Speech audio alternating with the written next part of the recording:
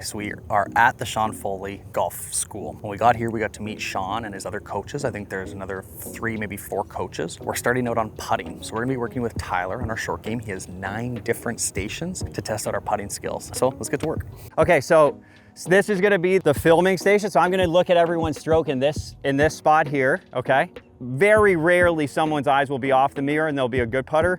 Most are gonna be sort of between that red line and black line, again, depending on setup and some different things. But again, we just want to know what you do, right? So the idea at the end is if someone says, oh, what do you do when you putt? You sort of have an answer, right? Like if you ask anyone on the PGA Tour what they do when they putt, they'll tell you like it's the only way.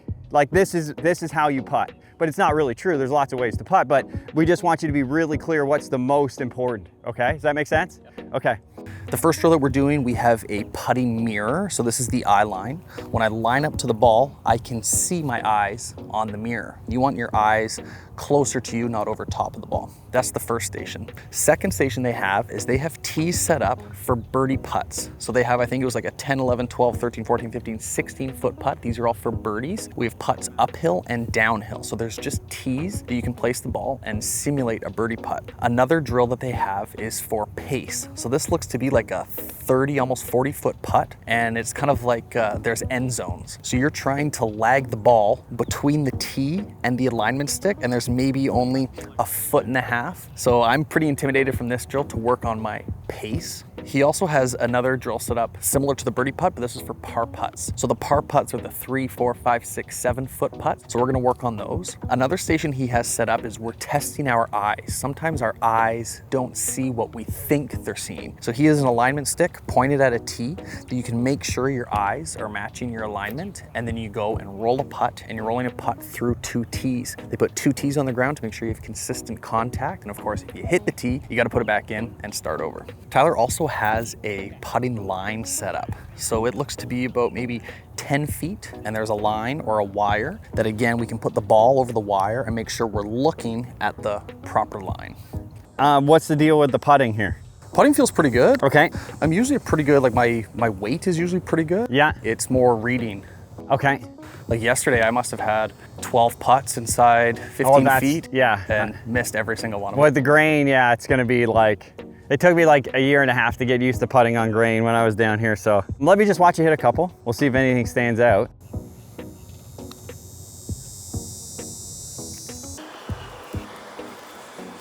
Okay, I got one thing. Okay.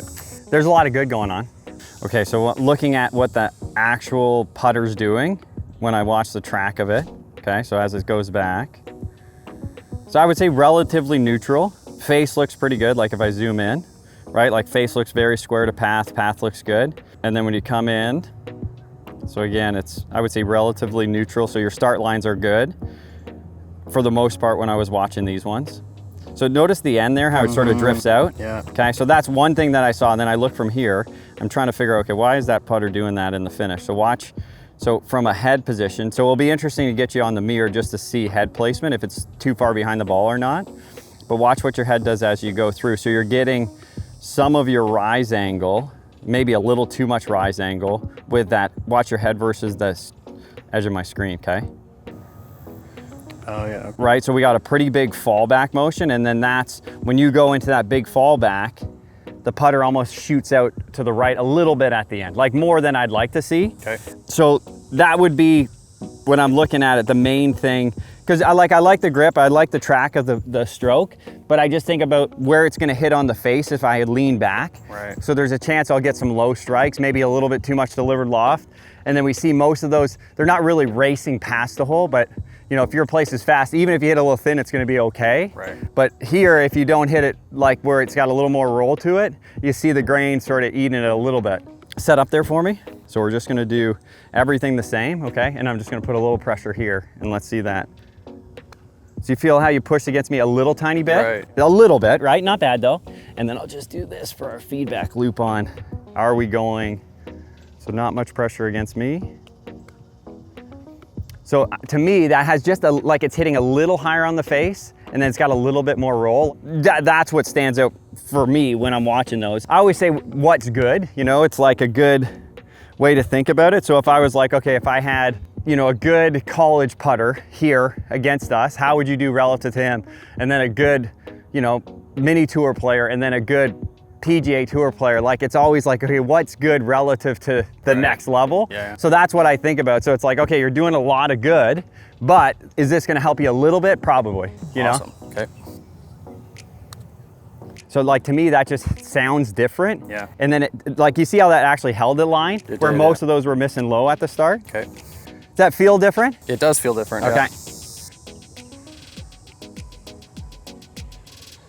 So that was without my hand there. So there must be a little bit more delivered loft, and that's why it starts a little tiny bit more left. Does that make sense? Yeah. I think. Let's hit one more. That might have bumped, but I think the speed looked pretty good.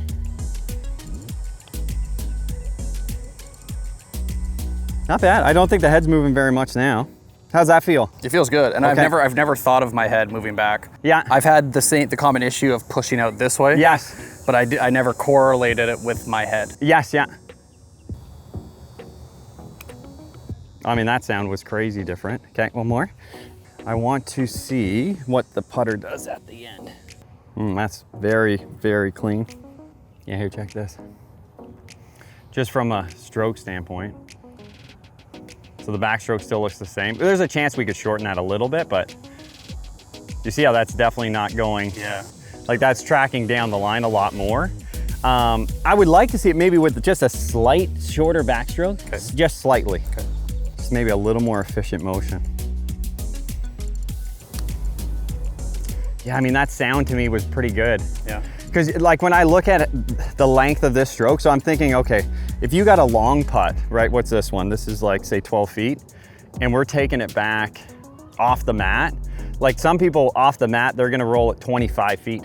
So you think about, okay, so if you're 12 feet this long, so we double the distance, it's like, man, that's gonna be a really long stroke that Right. you're gonna have to manage. Where I think if we're just a little shorter, not to say, like, the timing might pick up a little tiny bit, but again, we're just a little more efficient. Like, I think there's a range. It's not like Snedeker, but it's like, we're just a little bit tighter in the motion. Cool. Does that make sense? It does, yeah. Okay. Yeah, that's just back to the mat. See, like, to me, that just looks right. Okay. How's the contact? That was awesome contact. Yeah, we're definitely doing that.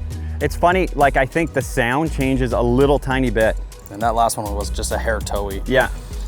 Good, so yeah, keep it in the mat. Head still. So, any questions? Nope. Okay.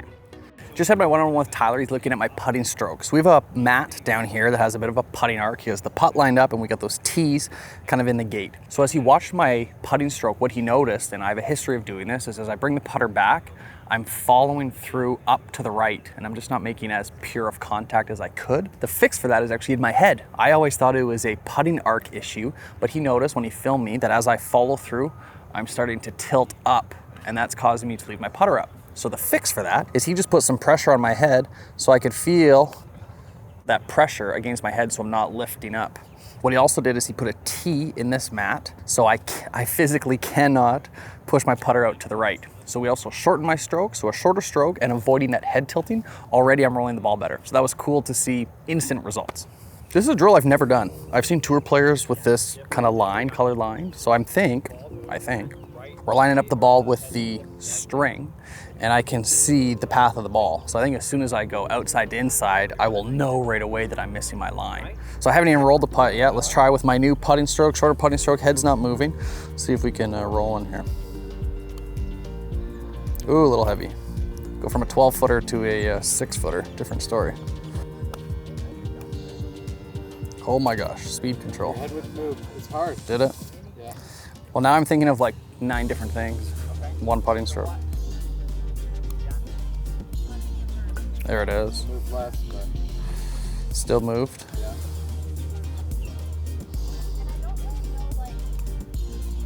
I think I'm so desperate to want to see where the ball goes that it's just a natural, as soon as it leaves the face, but my problem is that I'm looking at the ball before I even hit it, right?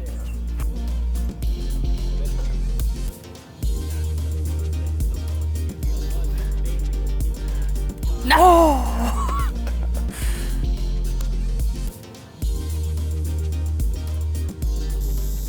So do you see a grain? I saw the grain kind of going this way. Yeah, so if I look, yeah. So like here, when I'm looking at the frayed, I would say it's probably frayed there, so it looks like it's sort of this way. Oh, right? okay, You maybe see I it? misread that because I'm looking at it from this way, being like, oh, it must break down here. Yeah, so I would say it's a little this way. Let's see your putter for a sec. You can't do this when you play.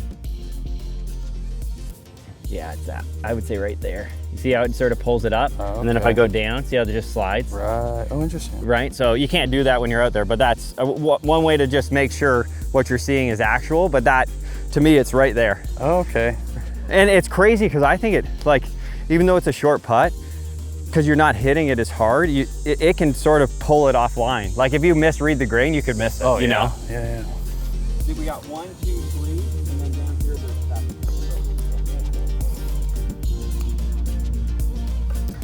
Take it. Sean was talking about aim point. Is that something that you guys teach? You know, it's a little bit dependent. Like I'll use the Tour Read app a little bit. Have you ever used that before? No. It's a great little tool. So if I say, okay, so we got, say 10 speed, length, this one should be 11 feet. So that gives you a slope percentage. Wow. You tap it again and it tells you inches where you need to aim. Wow. So it's a good way to like calibrate like what you feel. So what would 4% be in relation to like a cup? I would say probably about this far. So Yeah. what I would do, like when I'm doing it, is I would say, okay, you think you're gonna aim here as your reference point, and then you would set up, and like when I was doing this with a PGA Tour guy, he would say, okay, I think I'm aimed there, and I would just confirm that's where you are aimed, you know? That to me is way higher than I would play it. Okay, it's a little bit down, a little bit across. Let's just see what it does if it dives in there. So that's an interesting one. So I said, so on that one, you actually It aimed. came higher up. Yeah, you aimed up there, right? Yeah. So I find that a lot too. Like, have you ever been on Putt View? It's like a computer generated image from above. It's like insane, but basically you can pick your point or a picture. So like if you're a guy that putts where it enters the hole, that's more how I do it. So that's why I don't teach aim point. So, because I can't relate to people that putt straight. What would you say you see more, picture or point? I would see, So like, probably point. I would, Like, when you look at it, would you ever see where it's coming into the hole? yep. Yeah, that's how, So like, that's picture. that's picture to me. Okay. So when I do it, and I don't know if this is fact or not, but I think for guys that played other sports, putting to a picture is more like you can visualize it. Like I think about shooting, right? It's like, I'm not really shooting at a point in space. I'm shooting at the picture of like how Yeah. it's gonna go in the hoop. Right. That's how that's why I putt that way. So I always go off of like, okay, this putt, if that's say 6 o'clock, is it gonna be like a 5, like a 4, interesting. a 3, and then I reverse it back up to my ball, and then I Okay. use that as my picture to where it goes in. I like and when that. I do it, I'm like very specific. Like I'm thinking, okay, it's rolling over this piece of grass. Right. And then I draw that visual, and then I just putt to that picture. That's worked for me for like 20 years. So I do that, and that's the way that I like look at it. But I'm like, for people that putt more to a point, that's why aim point's great for people like that. I got you. So I would sort of look at the different, right? Depends on what you see. That's cool. And then the tester, so set up like the picture that you feel like it's gonna go in at. Yeah. What do you think it's gonna be? Like a, I see it like just maybe half cup, 3/4 cup right side. okay, so how about instead of thinking about the spot, think about where it's gonna roll in the hole. Yeah, probably just inside of here. This spot? Yeah. Okay, so then draw that line back up here. So like if I'm using like this as the visual, like how does this curve look as it comes all the way down? You see that? Yeah. So almost like that imaginary like visual. Okay, so now picture where it's going in. Yeah. Okay, now look at the hole and putt. Don't look at the ball. Okay, start line close to where you thought. Yeah. Yeah, I thought it was pretty good. Just heavy.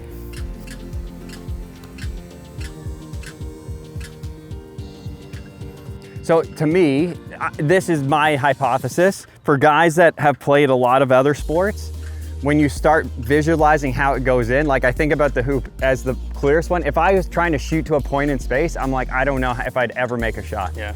Right, and I think I see that sometimes with putting. When people are so focused on the spot, they lose like where it's actually like the visual of how it's gonna go in. That's just from my experience. Okay, I like that. Yeah, so I'm not opposed to either, but I've just seen when you start changing your focus to a spot in space to like where it's going in, I think your connection to the hole just gets a lot better. Interesting. I Yeah. really like that. Yeah.